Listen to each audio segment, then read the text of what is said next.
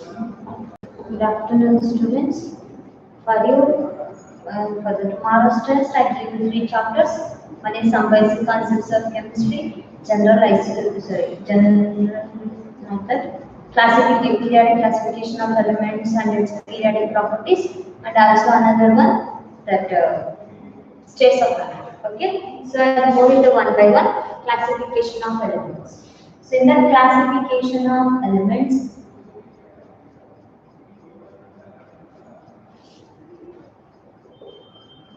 Okay, so what are the important things we have to concentrate is, so that is, so listen, laws are there, four laws are there, tables are there. Okay, one is law of triad. Okay, law of octaves, and next Mendeleev's law. And modern periodic law. Modern periodic law. These four laws are included for examination for 2 marks. Okay, and this Mendeleev's periodic table as well as modern periodic. Listen, what is law of triads? Tri means 3. Set of 3 triads are there. Set of 3 elements are there. In that set of 3 elements, the middle element atomic mass is equal to the average of the first and the third element. Okay, so the middle element of the atomic mass of the middle element, if 1, 2, 3 element is there, second element average mass is equal to what? The masses, average masses of the first and the third element, that is law of triads, suggested, proposed by the scientist Doberman. Okay, so this one is law of octaves, that is explained by the scientist or proposed by the scientist, the Newland, Alexander Newland. So octaves means set of 8 elements. Okay, so in that what he explained, every 8 element in the series, in the periodic table, every 8 element resembles the first element. Okay, that is the statement of the law of octaves when they arranged in the increasing order of the atomic masses. Next we come to Mendeleev's law. What is that Mendeleev's law? The periodic properties. Okay, the periodic properties are the periodic functions. Arithmetic, the physical and chemical properties of the elements are the periodic functions of their atomic masses. Understood? The properties, whatever the properties of the elements are there, that depends upon what? They varies according to the periodically according to the atomic masses. Okay, that is Mendeleev's periodic law. The properties of the elements, especially physical chemical properties, are periodic functions of their atomic masses. Okay, so the next one is modern periodic table. So this modern periodic table means just slight changes is there. What is that? The properties of the elements are the periodic functions of their atomic number. Only the difference is there. So this is suggested by the scientist Mendeleev, and this one is suggested by the scientist Henry Moseley. Presently, we are following this modern periodic table, consists of 118 elements. Okay, so among these two are important. So we will discuss with this. So I already explained the law. I don't write number 4. So students, here 9 series are there. Okay, 18. Sorry.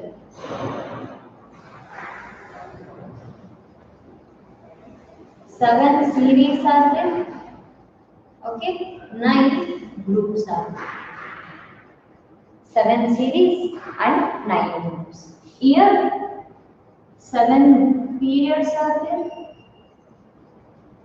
Okay, 18 groups are there.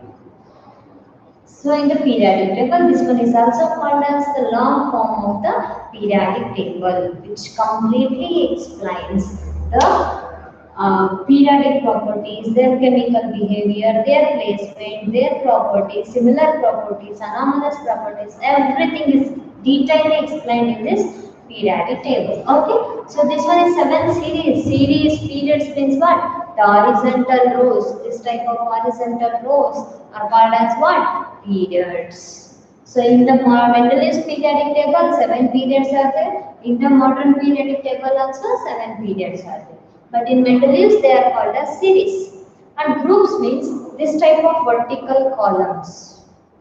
Okay, so the vertical columns are called as what? Groups. Understand? So in Mendeleev's 9 groups are there. In this 18 groups are there. So students, what is the difference between modern and the Mendeleev periodic table? Not only this, here in the Mendeleev periodic law, the elements are arranged according to their atomic masses, increasing order of the atomic masses. But here, in modern periodic table, the elements are arranged in the increasing order of the atomic number. Here they consider atomic mass, here they consider atomic number.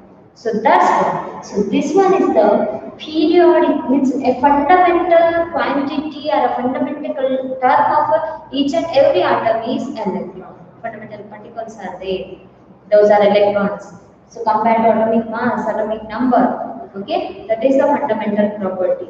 Okay, that's why based on that, by trying various graphs, they came to know, of course, with the atomic mass, they get various variations in the graph. But with respect to the atomic number, they got a constant graph. That's why they came to a conclusion that the atomic mass is not a fundamental property of the atom, but atomic number is the fundamental property of the atom. Okay, so listen here. Okay, so after the calculation, after framing of this modern periodic table, again they start arranging the elements in the increasing order of their atomic number. So then they form a 4 blocks. Okay, this modern periodic table consists of 4 blocks. One is S block with group 1 and 2. Next, P block, group 13 to 18. D block, group 3 to 12. Next, F block, that is in last, 4D and 5D series. Not D, F, 4F and 5F series.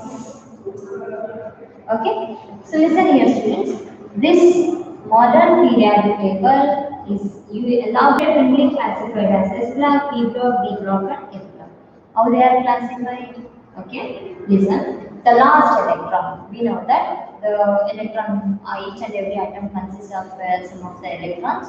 So those electrons keep on filling up of the different orbitals, filling up in different orbitals. Those orbitals are sp-dm, and as I told you, they have the order 1s, 2s, 2p, 3s, 3p, 4s, 3d, 4p, like that. Certain order is there. Okay. So later they will explain that in the atomic structure chapter. So you remember this. What is this S block element?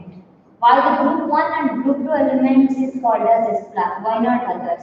Because, so last electron means if atomic number is 17, the 17th electron. If atomic number is 12, the 12th electron. Okay, so the last electron, nothing but the valence electron of the atom enters into the S subshell. Always in the group, if the element, the last electron enters into the respective subshell, then that belongs to the respective group. Means last electron enters to S block, then it is S block. If last electron enters into P orbital, then it is P block. If last electron enters into D orbital, D block. F orbital, F block. That depends upon what? Last electron, valence electron.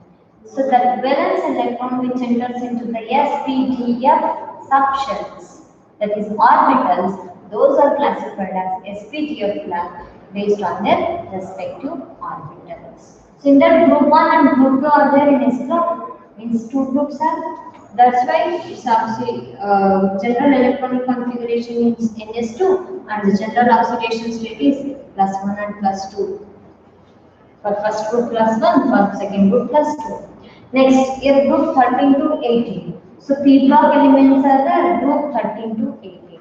Its general electronic configuration is Ns2, Np, 1 to 6.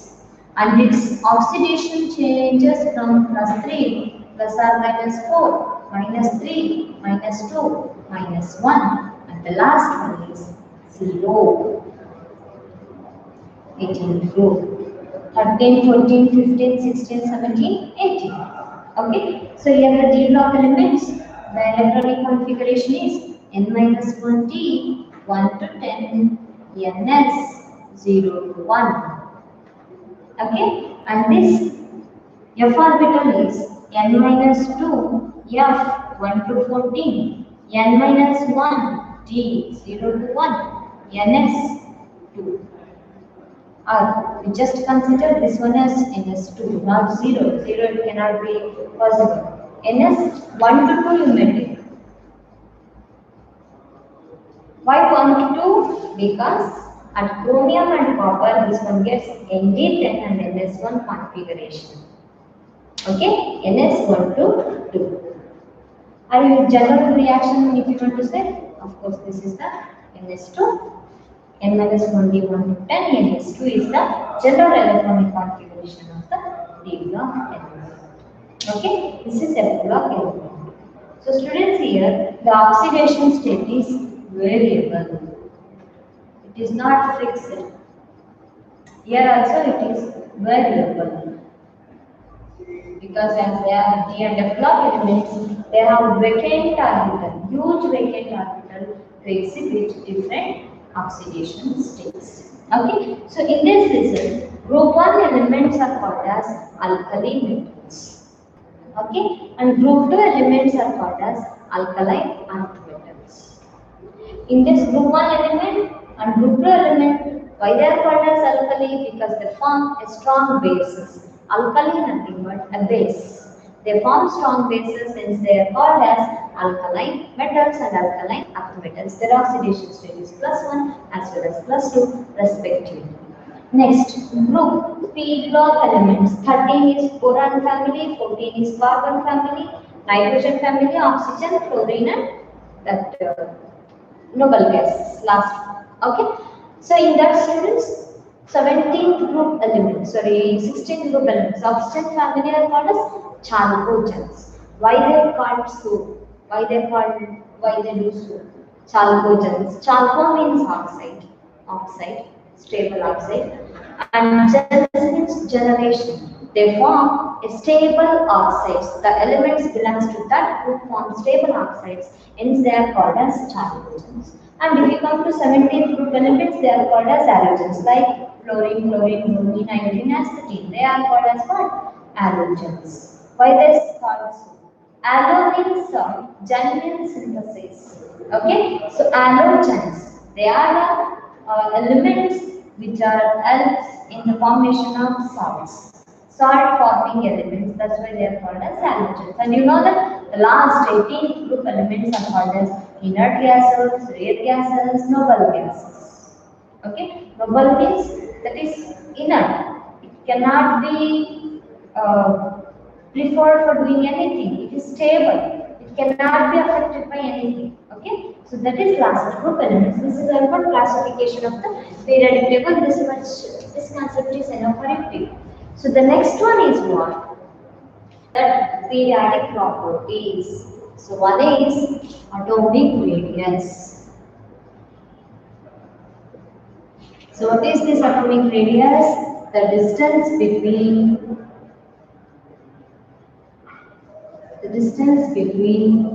nucleus and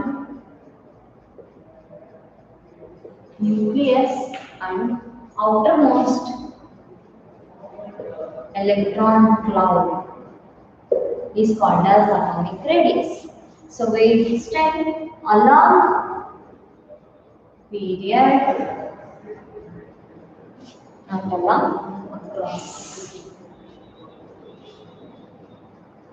across period it decreases. Okay, along group it increases. That is what? First one, periodic property. Second one is ionization energy.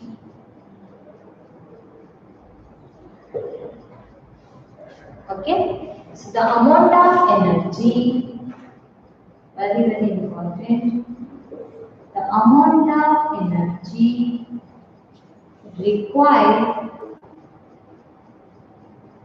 to remove an electron from outermost shell. Okay, so across period, it increases, along group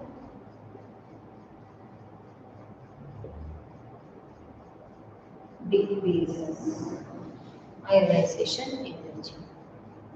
Okay, so next, third one is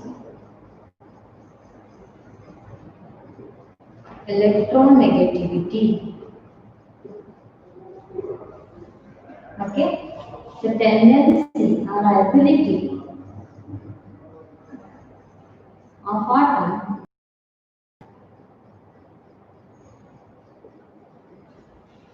to attract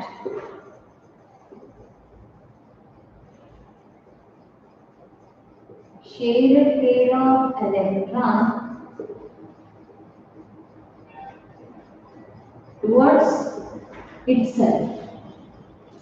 The tendency of an atom to attract shared pair of electron towards itself is called as electronegativity. Okay, so listen. It's across here.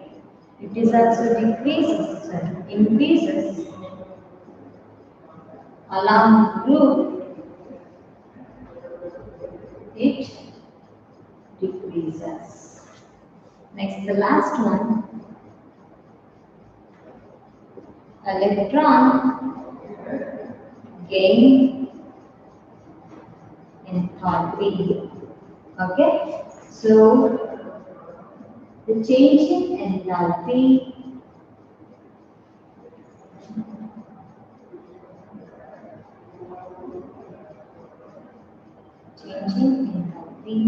when our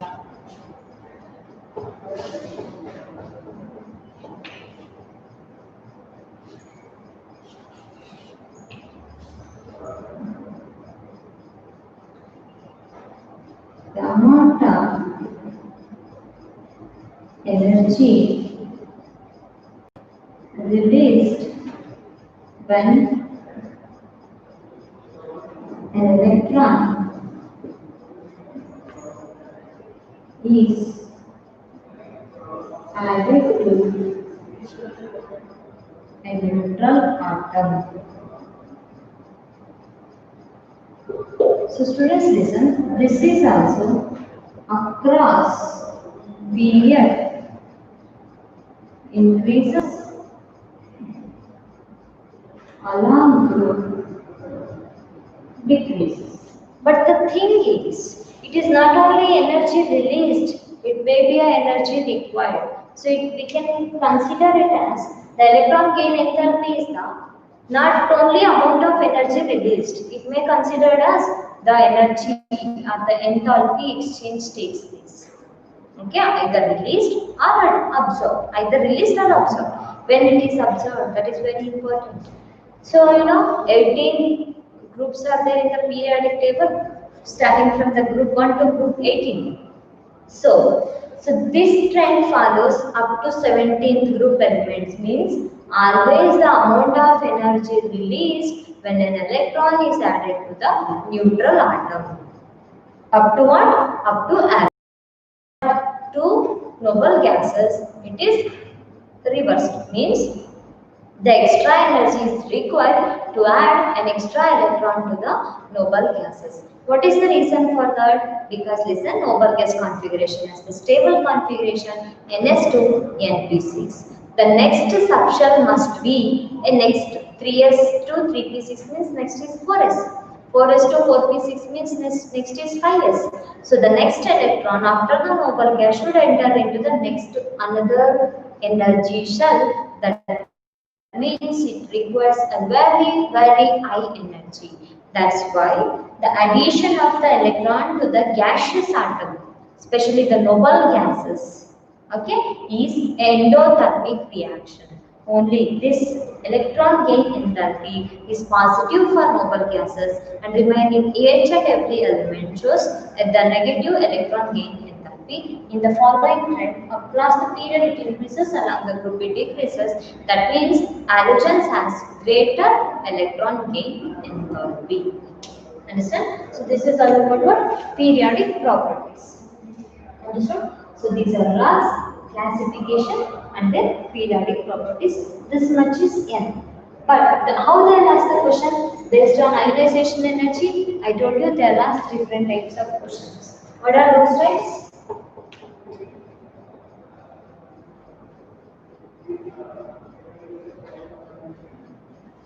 So along the period, consider this one: boron, carbon, nitrogen, oxygen, chlorine, bromine, actually fluorine, neon, lithium, magnesium, boron, carbon, nitrogen, oxygen, fluorine, neon. Okay, so these are second period elements. This is 3, 4, 5, 6, 7, 8, 9, 10 with the increasing order of the atomic numbers.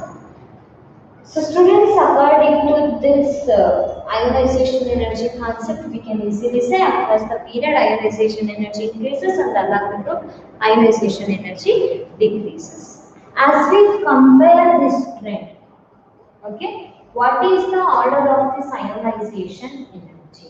Listen here. Of course, magnesium is there, lithium is there. Magnesium compared to lithium, magnesium has greater ionization,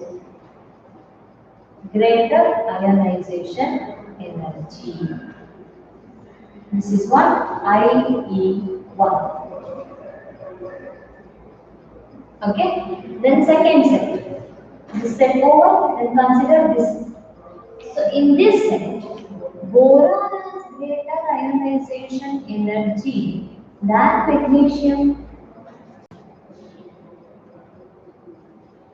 Sorry.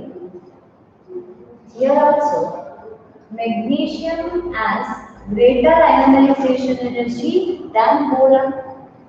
But the trend is initial end, right? This is like Mg less than B, less than C, less than N, less than O, less than M, less than M. According to this, we think this is the, what is that? Order. But this is wrong. This is wrong. What is the correct order? Lithium less than magnesium, less than boron, less than magnesium, less than carbon, less than oxygen, less than nitrogen, less than fluorine, less than neon. This is the correct way. What is the interaction happens here? Among magnesium and boron, boron is having less ionization energy than magnesium. And among nitrogen and oxygen, oxygen has the greater ionization, least ionization energy compared to nitrogen. What is the reason for that? The reason for that is, so listen, here if you write the configuration, so boron is atomic number is 5 and magnesium atomic number is how much?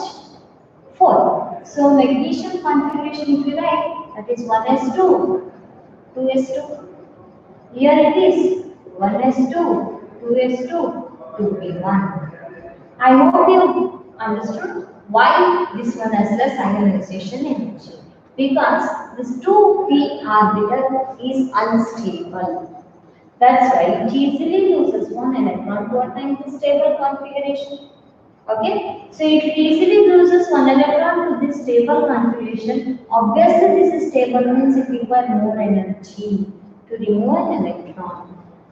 Are you getting? So that's why compared to boron and magnesium, this one has stable configuration as this one has unstable configuration. That's why. So this one, if we consider the box diagram, this is p orbital, only one electron. This is two electron. These are only two orbitals. These are having two electrons. So this is completely filled. This is half filled. Okay. Of course, they are stable. Next, compare oxygen and nitrogen. Oxygen configuration is 1s2, right here, 1s2, 2s2, 2p4, 1, 2, 3, 4. Nitrogen configuration is 1s2, 2s2, 2p3. Remember here, either the orbitals must be completely filled or they must be half filled. Okay, if they are half filled, then they are stable. If they are completely filled, then they are stable. But they are incompletely filled like this, they are unstable. So compared to nitrogen, oxygen is unstable due to its electronic configuration. So it easily loses one electron to arrive the stable configuration. But in nitrogen, already a stable configuration is there. To break stability, we require to remove an electron. To break this stability, we require extra energy. That's why here the ionization energy of boron, magnesium, and oxygen carbon is different. Understand? This is very important for 2 months. Only these things they are going to ask in the examination for you people. Most important this is. In which chapter? This classification of elements. Otherwise, nothing is important. This is it. Okay. Next, we'll go to the another chapter. Some basic concepts of chemistry. So before going to that,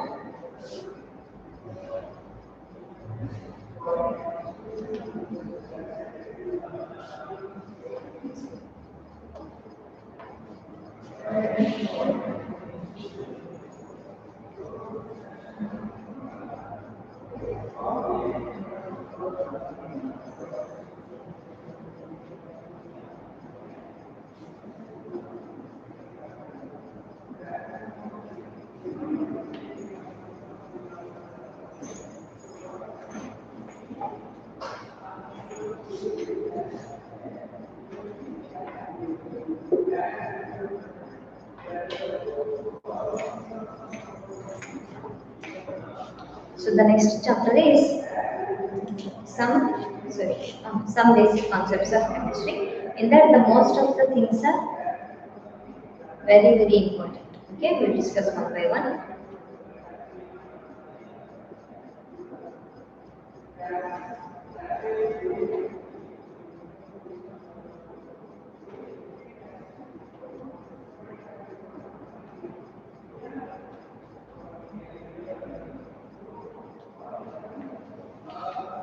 So students, in the some basic concepts of chemistry, the very important thing is initially the classification of matter. Okay, so we will go with the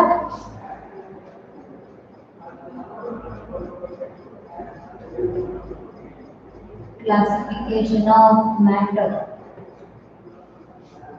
Okay, so initially matter is classified as pure substances and mixtures. Pure substances are classified as elements and compounds. Mixtures are classified as heterogeneous and homogeneous. What are elements?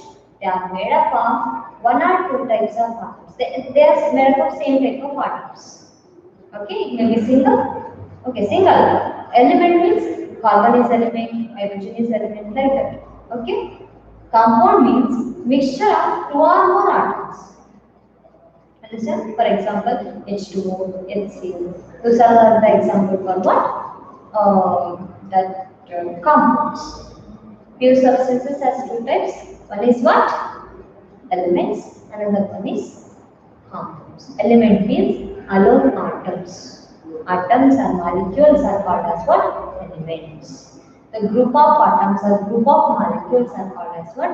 Compounds. Example for element is hydrogen H2 and carbon, that is element.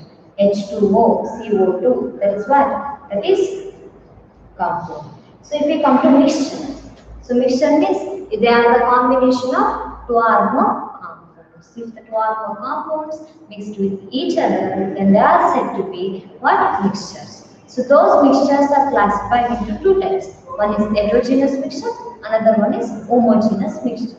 Homo means same, genus means concentration. Okay, our genus means synthesis. You may assume genus, generation.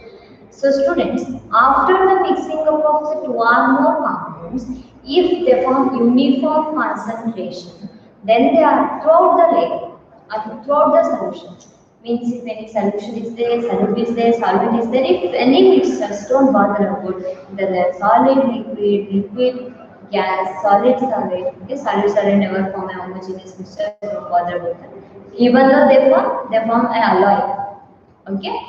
So, no matter about the physical states of that substances or matter, if they form uniform concentration after mixing up of the two or more compounds, then it is a homogeneous mixture. What is heterogeneous means? After the mixing, in a mixtures, if there is no uniform concentration throughout the solution, or they form a different layers, or the mixtures are separated by a layer, then they are said to be heterogeneous mixture. Example is oil in water. Oil and water never get mixed. We can easily observe the difference between those oil and water. Okay, we can easily see, observe that oil layer separately and water layer separately. And in sugar solution, we cannot distinguish between sugar layer and also water layer. It is completely dissolved in that and you form a homogeneous mixture throughout the solution. Okay, so if you take a drop from top of the solution, if you take a drop from bottom of the solution, if you take a drop of that sugar solution from middle of the solution, the concentration remains same. But so in oil and water, if you pick a drop from the top of that, oil concentration is more, top of the solution, oil concentration is more. If you pick a drop from depth of the solution, then water concentration is more. In the middle also, it may be a mixture of oil and water. Okay, that is what they form a different layer, and homogeneous they form a same layer. That is what classification of elements. Next, as we come to the units. So as I told you, 7 fundamental units are there. So one is mass. Okay, so the mass is calculated in kg. Unit is kg. SI unit. Length calculated in meter. Unit also meter. Time calculated in second, unit is second. Yes. Okay. Next, another one is luminous intensity. That luminous intensity is measured in candela, unit is CT. Candela. Okay. Next, amount of a substance calculated in mole. That is also, unit is also, and another one, temperature, and its unit is Kelvin. Okay, that is represented by capital. And another one is what? Ampere, current. Okay, that is measured in ampere and it is represented as unit is A. Understand students? So these are the fundamental quantities. So by using these fundamental quantities, as I told you, we can define the units of the others. For example, force. What is the unit of force? Force means what? Mass into acceleration. Acceleration means what? Velocity by time taken. Velocity means what? Distance by time taken. So totally we will get m mass into distance by time square. So mass is kg, distance is length, second is second square, that is kg, so this is meter. Kg meter per second square. This is force. And kg meter per second square is the force, unit of force. So similarly, if you want to calculate it for density, density means mass by volume. Okay, so volume is measured, mass is always kg, volume is measured in meter. So volume means that is meter cube. So that is kg by m cube. So you get the kg per meter cube or meter inverse units. That is density. Or alone, if you want to take velocity, velocity is what? Distance by time taken. Distance is measured in length, that is meter. Time is measured in second, that is meter per second. Okay, so this is how we are going to get the unit of the substances by knowing the fundamental units. Understand? So force atom, force we did distance, so density we did, volume we did. Initially we may compare it for anything. Okay? So next one is important principles, scientific notation and the significant figures. Okay? So classification of matter we did. Okay? First one, second one is units, that is also completed. Third one is scientific notation and significant figure. Okay, so students, I already told you the non-zero digits are significant. The zeros after the decimal point are non-significant.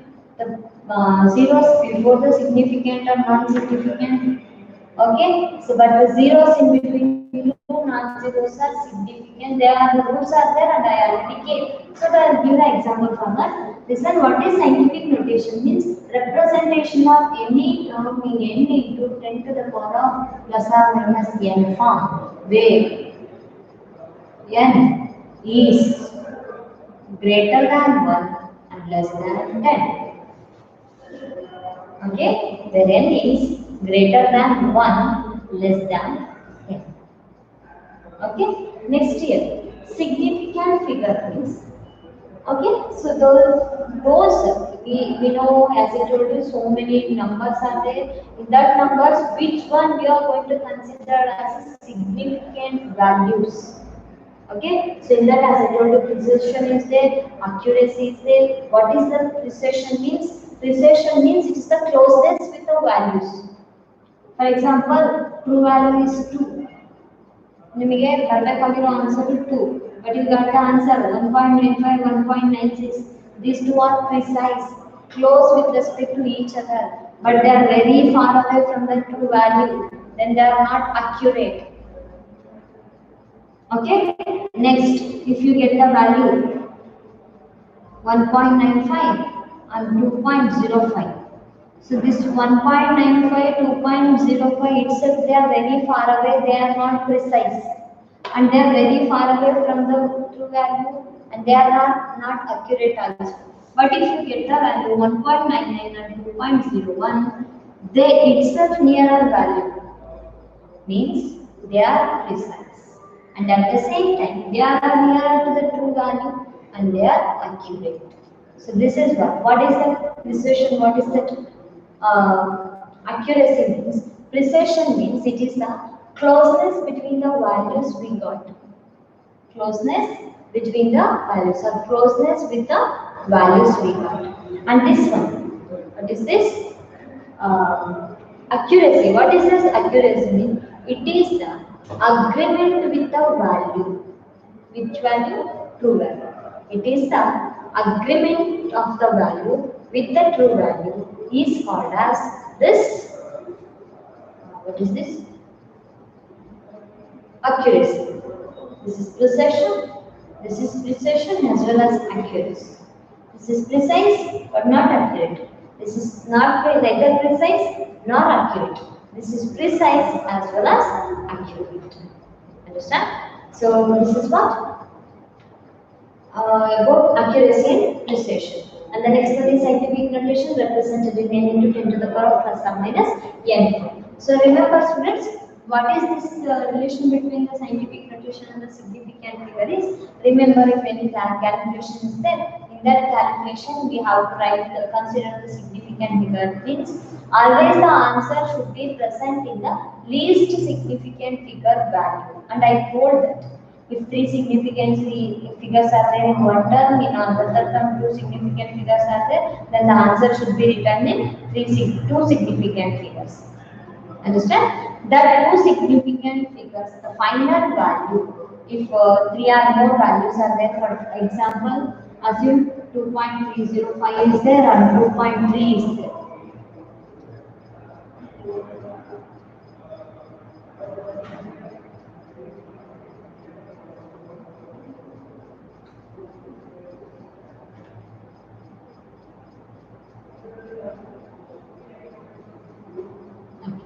So listen, here the significant figures are 4. Here the significant figures are 5. So 3.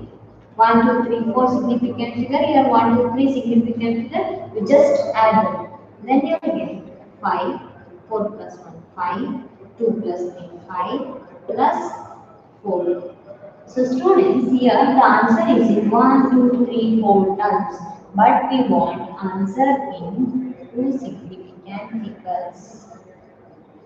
Understand? So then we want this answer in two significant figures means we have to round up this last term.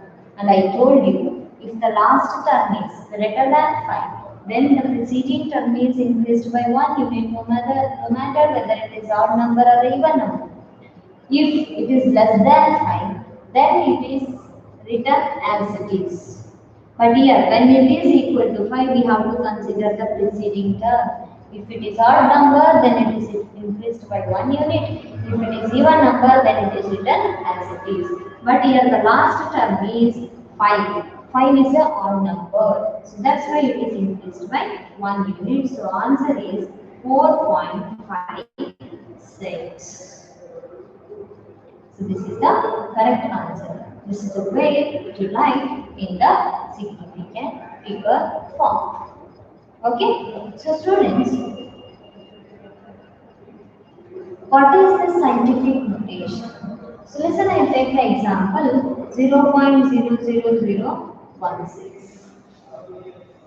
Okay, so in this we have to write it in a significant figure as well as we have to write it in the scientific notation. Remember, so 0.00016. It is not represented in the form of n into 10 to the power of plus or minus n. Then we have to write it in this form. This is not in this term is not in this form. Then we have to convert this to this form. How? By shifting the decimal point. So listen, we have to convert initially this value to n. Initially n. Don't bother about this term. So listen. This is 1. After shifting 1, it becomes how much? So I write 1 by 1. So listen. So if I shift 1 point, it becomes 0.00. Here point shifts means 0.0016. Here I take another 0. Then it becomes 10 to the power. So listen students, if it shifts 1 means it is minus 1. Okay, so then also this 0.0016 is a value which is less than 1, but we want n greater than 1. Okay, next unshift another value, then we will get 0.016 into 10 to the power of minus 1 into 10 to the power of minus 1. Okay, next. Again, it is the value which is less than 1. So again we will shift another one. It is 0.16 into 10 power minus 1 into 10 power minus 1 into 10 power minus 1. So again it is 0.16 is less than 1. Again we will shift 1 point. We will get 1.6 into 10 power minus 1 into minus 1 into minus 1 into minus 1. Means 4 times we shifted the terms. So then this becomes greater than 1. After if we move another 1.16, that is greater than 10. So n must be in between 1 and 10, not exceeds 10. So we cannot take 16. 1.6 is correct. So then take 1.6 and your bases are same. Add all the numerators, sorry, powers.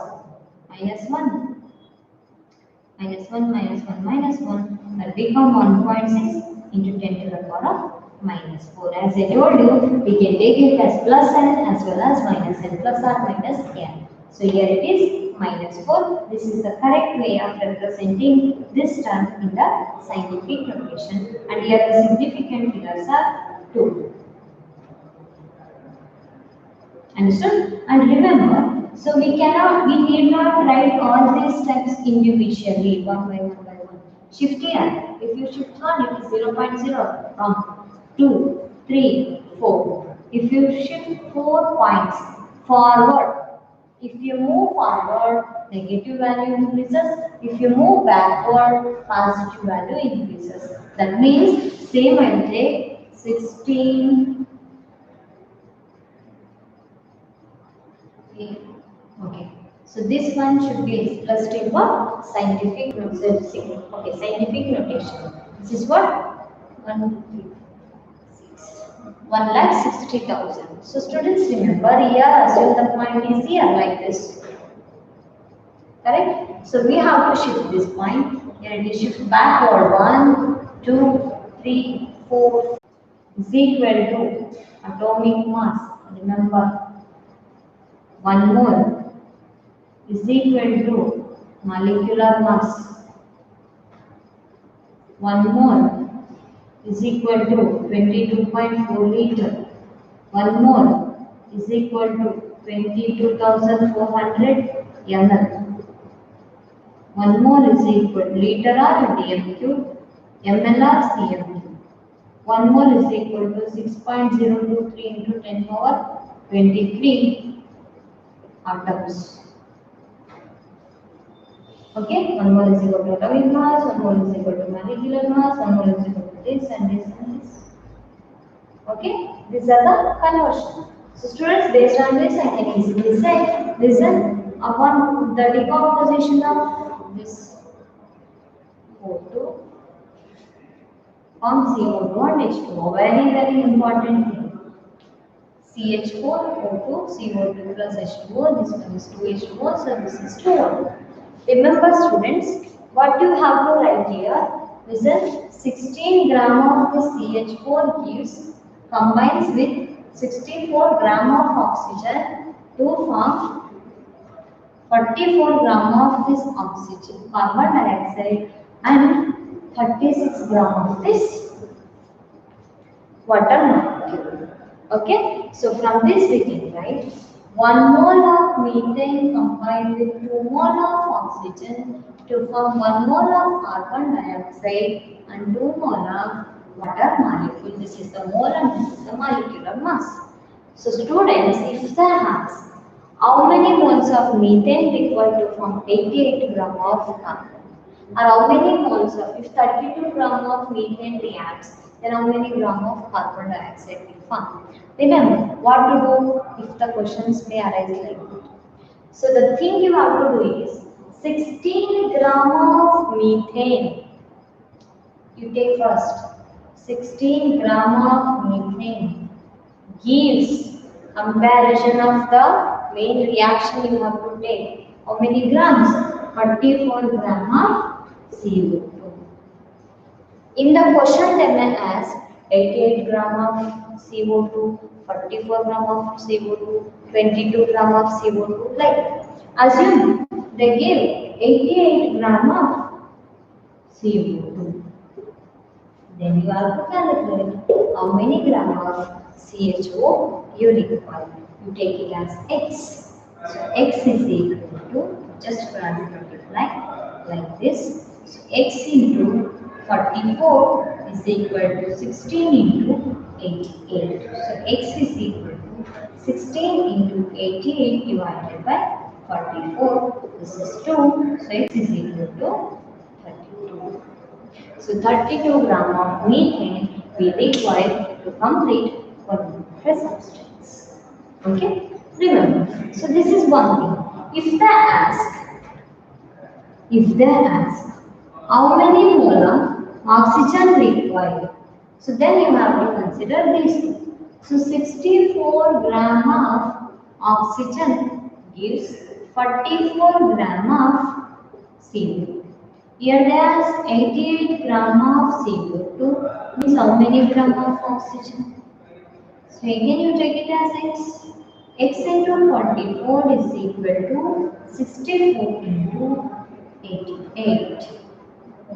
So x is equal to 64 into 88 divided by 44. So you get 128. So this is the answer. So 128 gram of oxygen we require to produce 44 gram of CO2.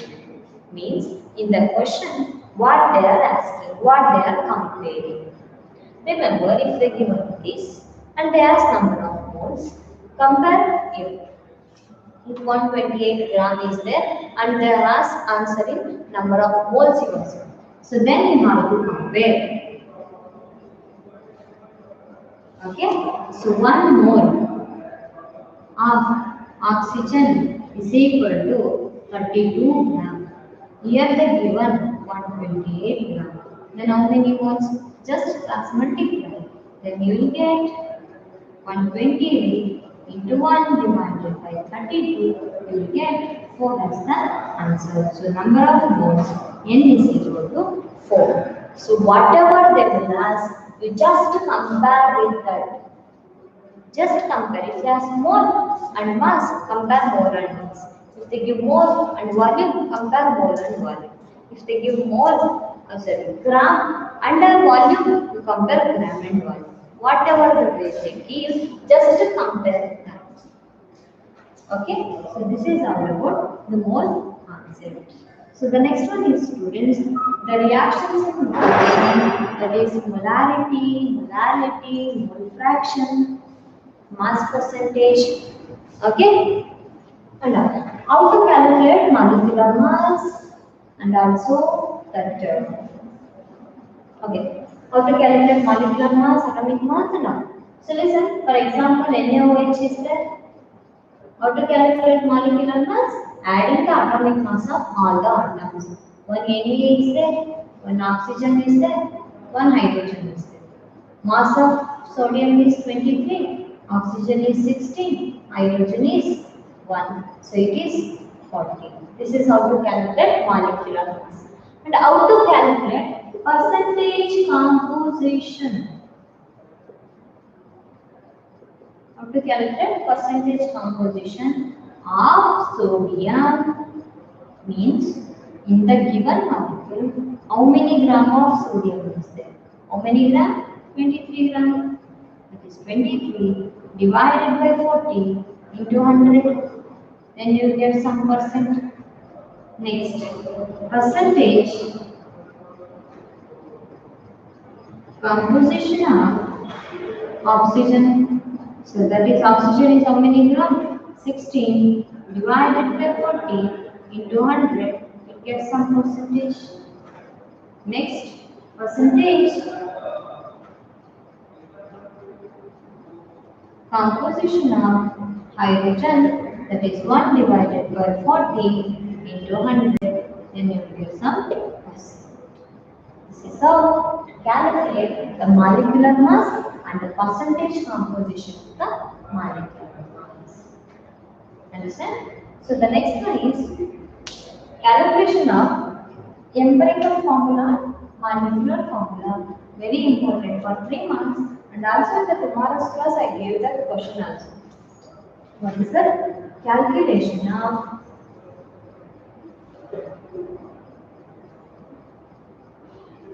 empirical formula?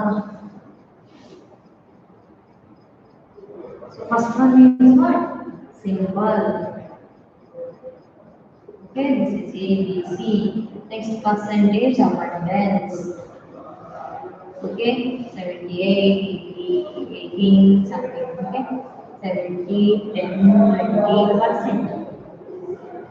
Next, atomic mass. Something, something. Next, atomic mass. Sorry, percentage divided by atomic mass. Okay, next, small ratio. Okay, higher ratio divided by small ratio. Next, simple whole number ratio. Here it is 1, 2, 3 assumed. Then A, B, 2, C, 3 is the empirical formula. If we know the empirical formula, the last term, then from that we can calculate empirical mass. So empirical mass we did, we came to know. Then in the question they give the molecular formula. From that molecular formula and empirical formula, we can calculate easily the which one please?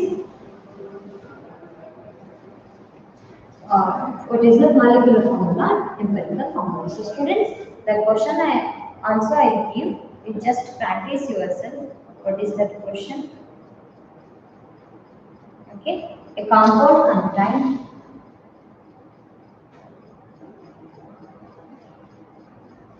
4.07% hydrogen, 24.27% carbon, and 71.67% chlorine, 5% chlorine, having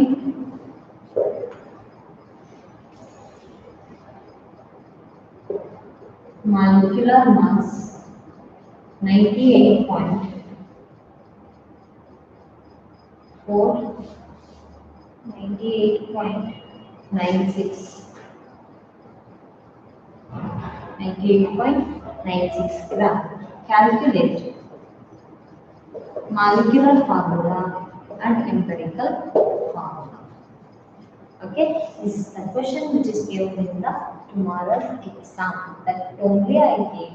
As I told you, this is very, very important. Okay, next, if we come to the reactions in mechanisms, what are those reactions? So, in that reactions in mechanism, students,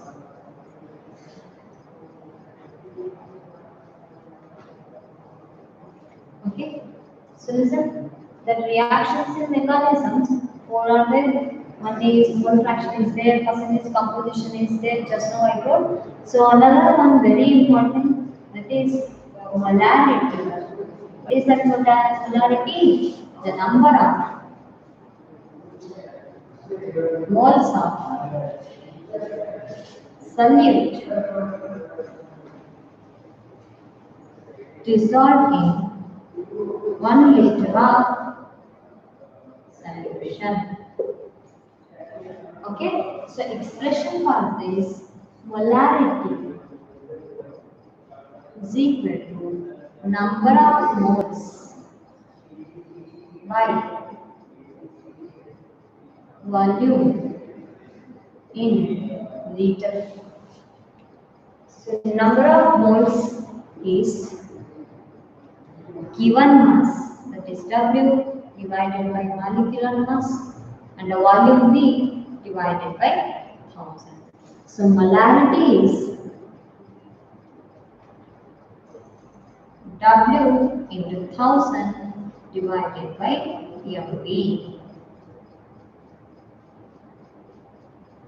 W into 1000 divided by MV, capital M. That is what? Molarity. Second one, molarity. So students, what is this molarity? The number of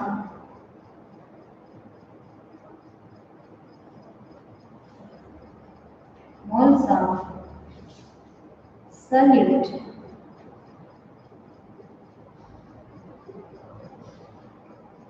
dissolved in 1 kg of solvent. Okay, so here the mass, the unity, that is mole per liter. So here is molarity is equal to same number of moles of solute divided by mass of solvent in kg. So number of moles means given mass by molecular mass. Okay, so this one is M1 you take W1 M1. This is M2 mass of solvent by kg. So that is W1 into 1000 divided by M2 into this one you take W2. W2 into M1, this is mole per kg. So this is the unit equation of the molarity and molarity. So students, if they give any compound, if 4 gram of NaOH solution is dissolved in 450 ml water. So 450 ml is volume, 4 gram is this given mass. 4 divided by 40 molecular mass. Then 450 divided by 1000 here. Here the what is the formula is there? Just apply to that formula, then you get the answer. Okay. So this is all about some basic concepts of chemistry. Okay. So the next one is states of matter.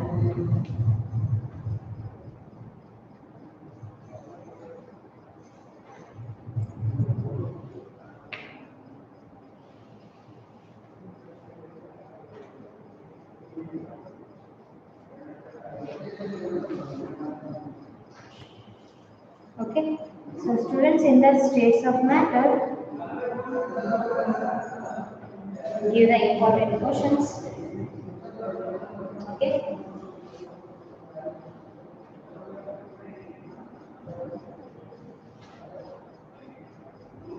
And I already gave the important questions and discussed with that. Listen. In the states of matter, solid, liquid, gaseous state is there. So we are going to study about the different laws. Okay, Boyle's law, Charles' law, Gay-Lussac's law, ideal gas equation, and also what's that? Avogadro's law. Okay, so I'll go with the derivation of ideal gas equation here. Initially, I will write gas laws. So listen, what is Boyle's law tells about? So at constant pressure. So the volume of a gas is inversely proportional to, so directly proportional to constant pressure.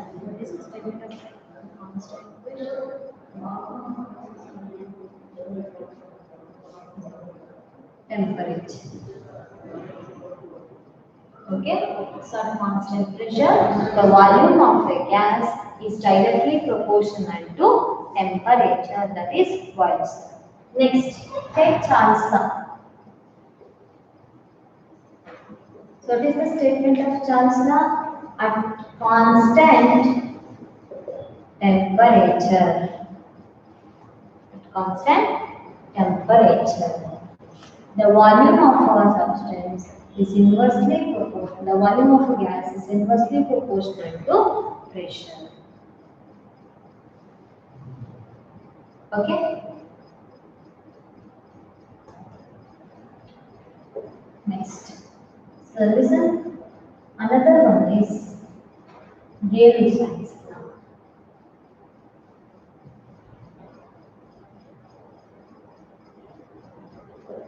Okay. At constant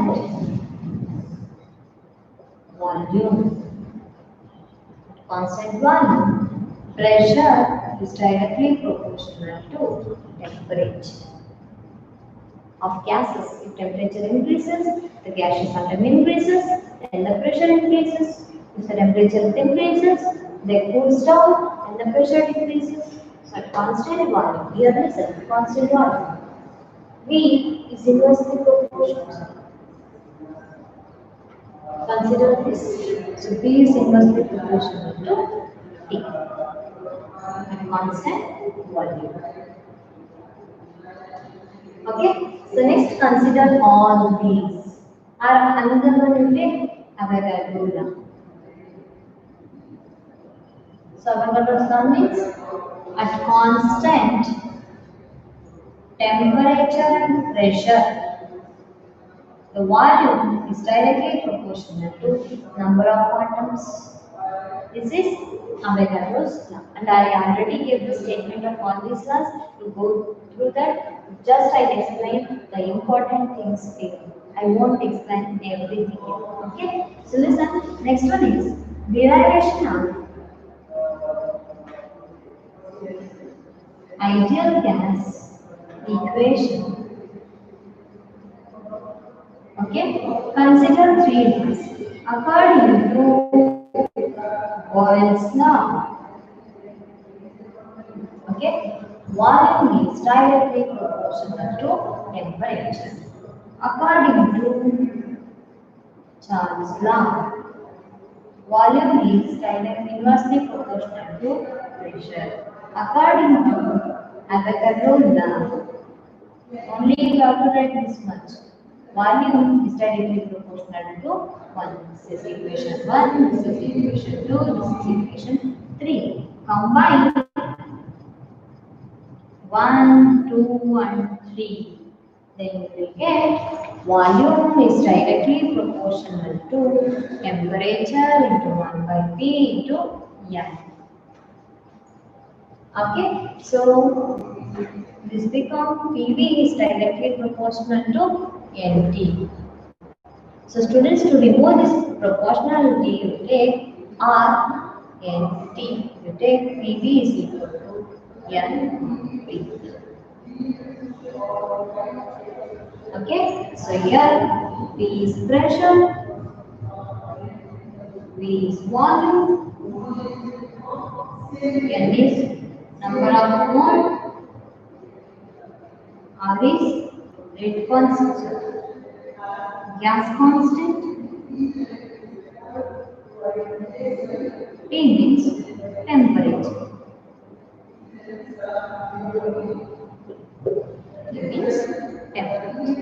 So students, after this we can, okay, you just go with this last Weissler, Chancellor, Gale Weissler, Avogadro's and this ideal gas equation and its derivation. Okay, and the problems based on these laws. And I have already did the problem based on these and I gave already the problem based on this. You go through that, and it is quite easy. I won't give that much complicated for you. Okay, whatever the questions I sent in the group, go through that. The questions are made up of only those questions. Is made based on only those questions. No one is out of from that question. You just prepare for those questions, then you will get the full marks. Okay. Next, listen. In this, the best one. Another one concept is there: critical pressure, critical temperature, and critical volume. Right? So, what is the critical temperature? So the critical temperature means it is the maximum temperature at which the solution must be at its liquid state. Our matter is at its liquid state. So above that temperature it is in gaseous state. Understand? So what is critical temperature means the temperature at which the matter can exist in the liquid state, the maximum temperature. Understand? So this is our under critical pressure is there. The pressure at critical temperature is called as critical pressure. And the critical volume means the volume occupied by the matter at the last maximum temperature where it is in the liquid state, that is called as critical volume. And we concentrate at critical temperature. Okay, so the problems of this you go through that, and one problem I already gave, and these laws I gave, I get gas equation I gave. You just go through that, you get the complete marks. Okay. So this is all about revision for your tomorrow's examination. Okay? Thank you, students.